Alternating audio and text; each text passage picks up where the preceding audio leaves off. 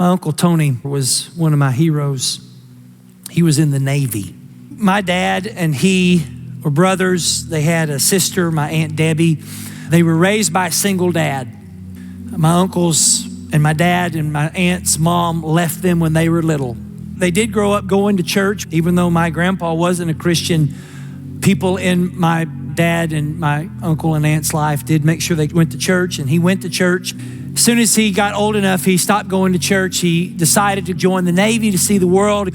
He went up to all the way to be a master chief. He literally saw the world, and he grew disenchanted with God and didn't believe in God anymore.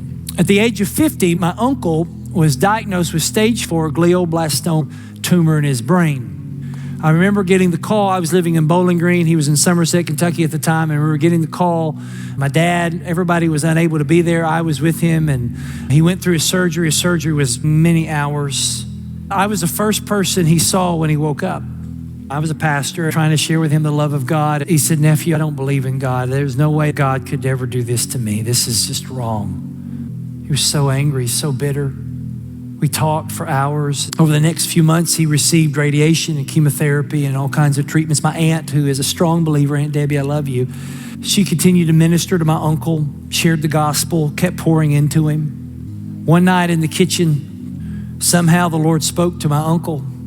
And in his kitchen, he got on his knees and gave his life to Jesus Christ.